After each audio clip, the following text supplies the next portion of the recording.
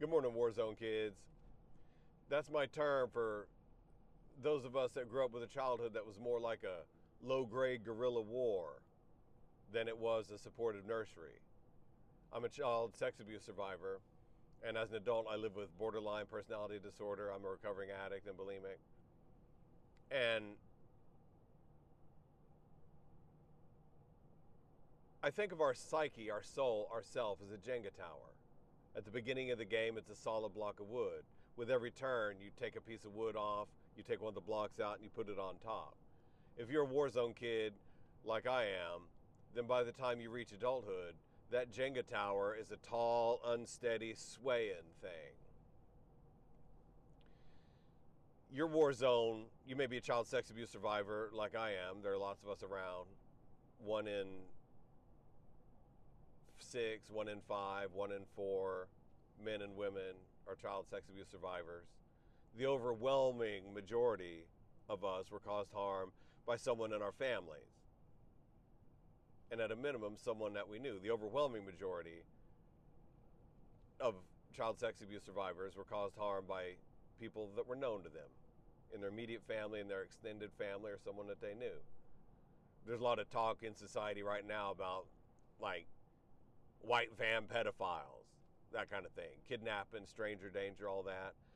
I'm certainly personally familiar with people who've had that experience.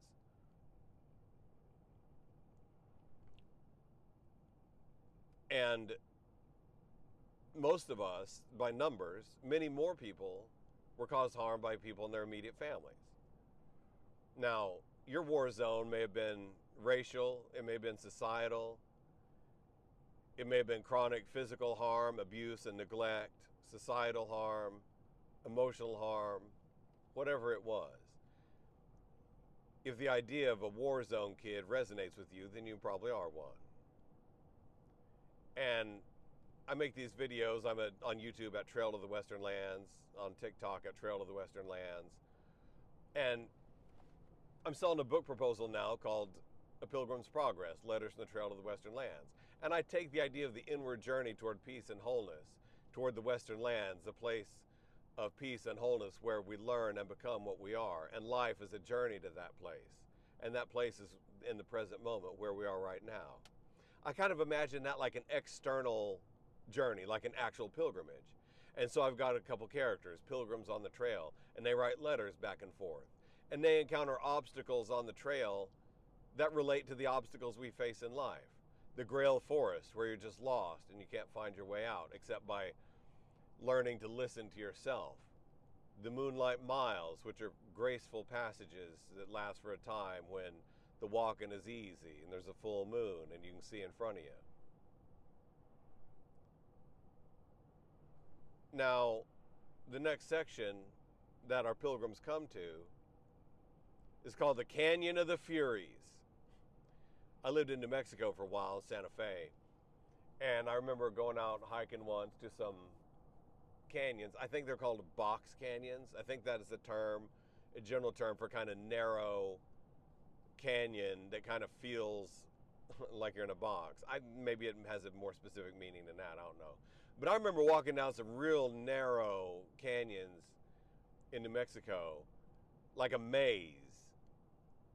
The walls are rock, it feels a little claustrophobic, and man, sound plays tricks on you.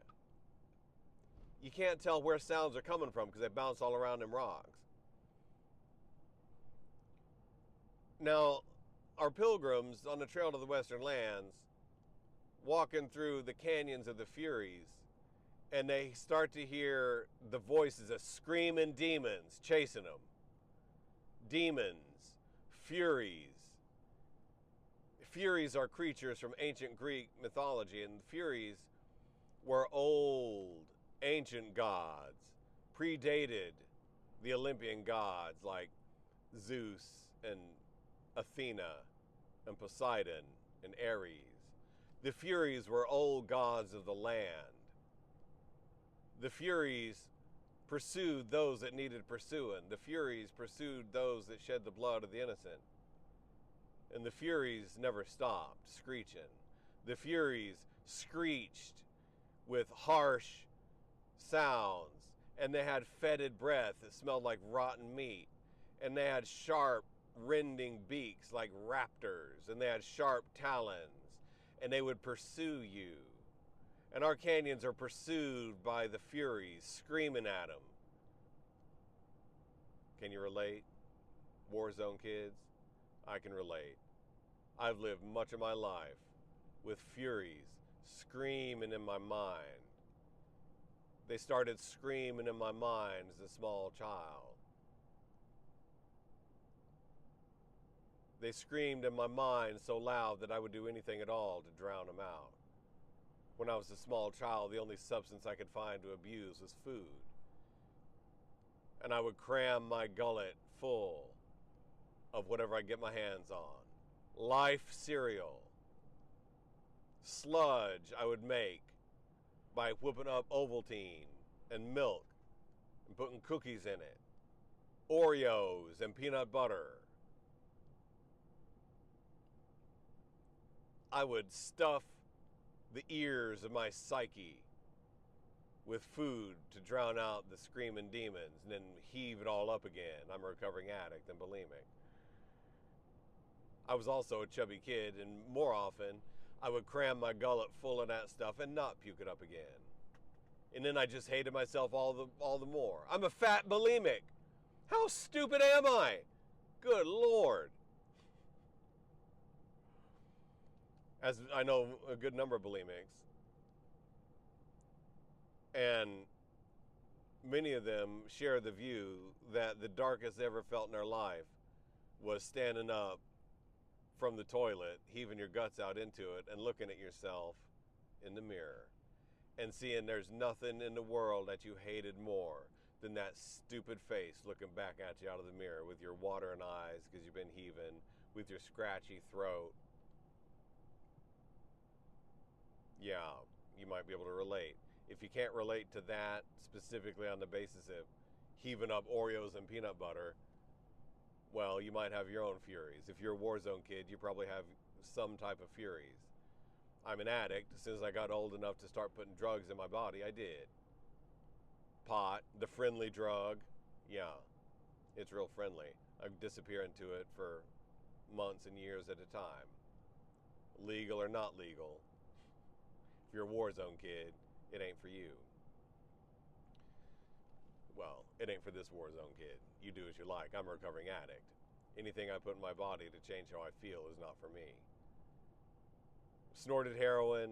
I did not. Snorted cocaine, smoked rock cocaine, switched over to what they used to call biker crank, slammed that, shared needles. Got out of that whole business when I was a kid. Didn't get HIV or Hep C or anything else like that. But I did derail my life. Furies screaming at you. You might have acted out sexually. You might have acted out antisocially. You might be in a prison right now. You might be incarcerated. You might have an ankle bracelet on. You might live in a halfway house.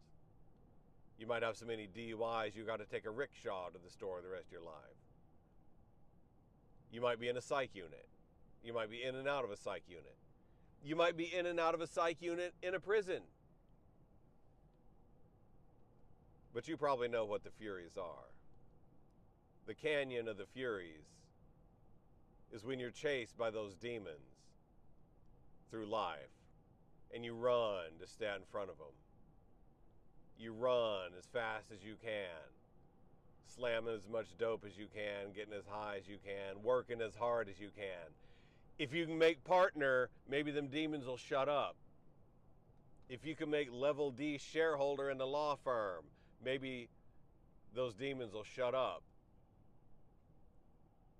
If you can just get through med school and internships and residency, maybe them Furies will shut up. If you can make the Olympic team, maybe them Furies will shut up. If you can win a professional fight, maybe them Furies will shut up. Huh? Maybe the Furies will shut up if you've lived a life as this guy has, dominated unconsciously by the desire to make them Furies shut up. You might be a war zone kid. I bet you can relate. What are your Furies? What are your Furies? What Furies are chasing you? And are they chasing you? Or are they calling you? Because in my book, A Pilgrim's Progress, Letters from the Trail to the Western Lands, if you're a publisher, I think you ought to buy it. If you're an agent, I think you ought to represent me. And if none of that happens, and I go through a couple more drafts of it, I'm going to publish it myself, and then you should just buy it and read it and listen to it. That's my pitch.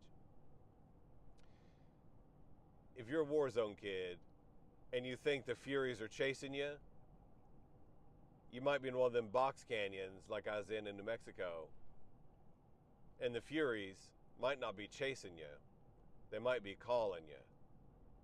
They might be calling you home to their cave where they live. In my life, when I ran top speed and I thought I was running away to the Furies because they were chasing me, I thought, they were really calling to me. They were calling me home. They were calling me to their cave where they live. And I ran as fast as I could down that box canyon. And I come to a cave that I thought was a safe refuge from them Furies. But it wasn't a refuge from the Furies. That cave is where the Furies lived. And I dove right in, Pilgrim. I dove right into that cave. That's what I've always done. When I try to run and escape the Furies, I just go right to where they live. I go get me a prescription for opiates from the doctor. Used to do that. I don't do that no more. I don't use any drugs. But I have done that. Get you some pot. It's legal. Get you some mushrooms. They're legal. Get you some acid. It ain't legal, but you can get it. Get you some K. Maybe it's good for you. I don't know. Maybe mushrooms are good for you. I don't know. I'm a war zone kid. I'm an addict. I don't need to be doing any kind of drugs. Slam you some dope. Smoke you some rock. Get you some crank. That'll keep you up for a week. You won't care what the Furies are doing after you've been awake for a week. Ask me. I know. I've been so spun out. I didn't know up from down. I was right in the middle of the Furies. I was right in their home. When you try to run away from the Furies, where do you run? You run right into their home. When you think you're running away from the Furies, Pilgrim, you're running right toward them. And wherever you run to, that place, I got a name for that place too. That place is called Magar's Stronghold. Another Game of Thrones reference. I like Game of Thrones. Most of it. You got to pay the iron price for peace and happiness in life, Pilgrim. You can't pay the gold price. Trying to get peace and happiness through drugs is trying to pay the gold price for it. Don't work. You can't do it. You got to pay the iron price. You got to learn and become who you are. I have to learn and become who I am. I have to face those demons. That's paying the iron price. And that place that you run when the demons chase you, when the Furies chase you, that place is called Magar's Stronghold. Remember that in the show? Magar's Stronghold is where a couple of the characters, Jaime and Cersei, that's where they ran to find each other. They felt safe when they were with each other. Now, they did not have what anyone would call a healthy relationship, being incestuous brothers and sisters as they were. But to each one of them, the other was a place of safety. They only felt at home when they were with each other. And they met each other at the end of the story, at the end of the show. They met each other in Magar's Stronghold. That's a place where they used to keep the dragon, in the dark sub-basement of the tower. And Magar's stronghold, where they went to find each other, was also where they went to die. Because Magar's stronghold, what was the name of the castle? The Red Keep? Magar's stronghold at the bottom of the castle is where they died. And they died with each other because they ran to Magar's stronghold to find each other. Because when the Furies chased them, that's where they ran, to each other. And they died because they ran from the demons. They ran from the Furies. They ran toward each other. They ran home when they ran there to die. And they died together, buried in the rubble of Magar's stronghold, the place that they went because it was safe. And the places I've run in my life when I'm running from the Furies, Magar's stronghold, I thought I was running from the Furies, but I was running right in to the nest, right where they make them, right into the darkest parts of myself. That's the only place I ever run when I'm trying to get away from the Furies, Pilgrim. I run right to that place, that dark place, where I'm standing up from the toilet, puking my guts out, looking in the mirror at the person I hate most in the world, myself. Looking at my watery eyes and my scratchy throat.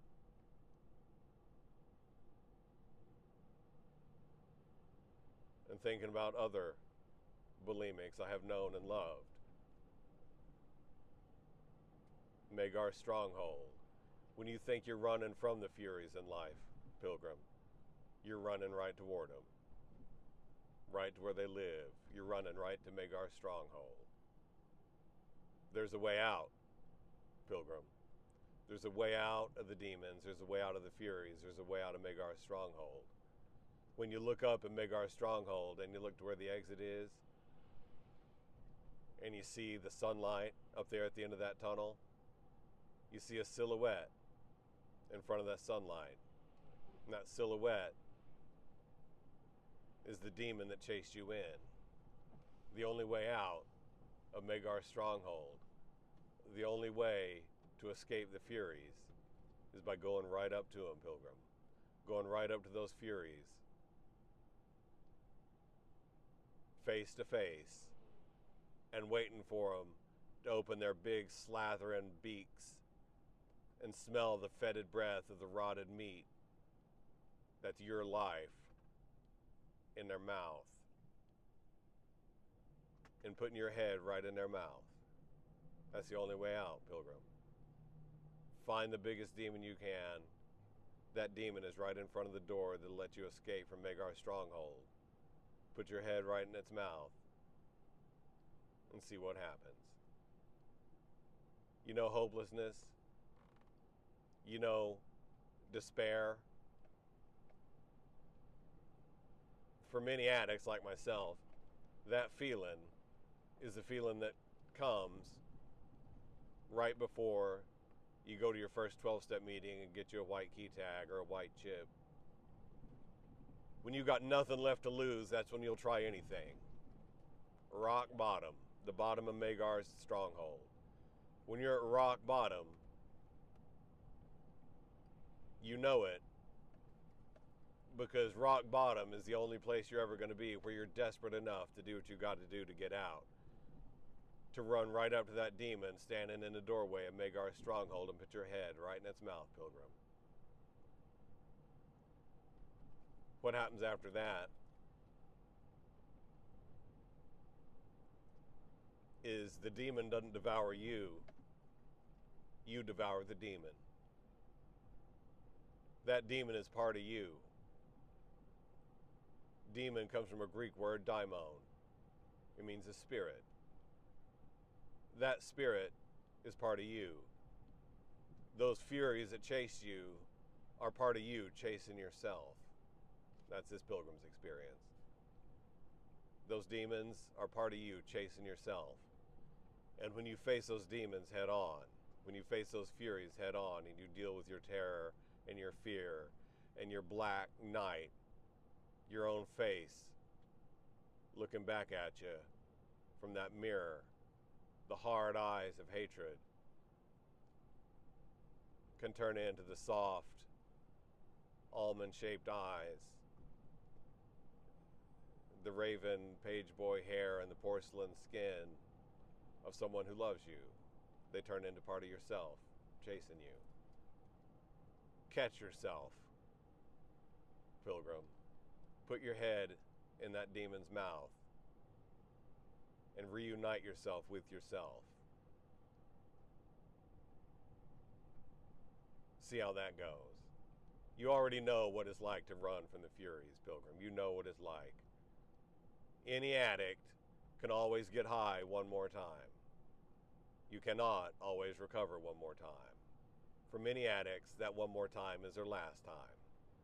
And whether you're addicted to work, to sex, to violence, to antisocial behavior, to dope, to learning, whatever you're addicted to, that one last time might be the one last time you do anything. The only way out is right in that Fury's mouth, right in that demon's mouth. And the Greek word for happiness is eudaimonia, a good demon. Peace and tranquility and wholeness, where you learn and become what you are. Your demons are part of you. If you got the energy to run from the demons in your life as hard as I know you've run, pilgrim, then you got the energy to live a life of richness, to live a life with more gold in it than the Lannisters have, with more gold than they have in the Iron Bank. You don't have to die in the rubble of Magar's stronghold, pilgrim. You don't. But you got to be desperate to get out. You got to hit the rock bottom of Magar's stronghold to get out. Because when you're desperate enough to get out, that means you're at rock bottom. That's what that means. If you ain't that desperate, you still have farther to go. But let's not chance it, pilgrim. I bet you're desperate enough now. And when you get out of that cave, when you get out of Magar's stronghold, pilgrim, you're going to find that you're also out of that canyon. You're out of the canyon of the Furies. And they ain't going to chase you anymore. You may still hear their voice, but now you'll know that the voice of the Furies, the voice of the demon, is your own voice calling to you. Listen to it. Go to it. Put your head in his mouth and see if you don't find yourself on the moonlight miles where the walking is easy. The moon is big and fat and hanging low in the sky, and the snow shimmers with that silvery moonlight, and it's easy walking like it is right now. It's 28 degrees where I am right now, pilgrim. The walking is good, and we can get in a lot of miles today. We got a lot to talk about, you and I. Let's walk these miles together. And let's have us a chat, pilgrim. It's a beautiful day. And I love you if you're a war zone kid. If you're a fellow human creature like me. I know what it's like to be human. I don't know what it's like to be you, but I know what it's like to be me. We got a lot to talk about, pilgrim. Let's talk about it together. Daylight's burning. Let's get our miles in.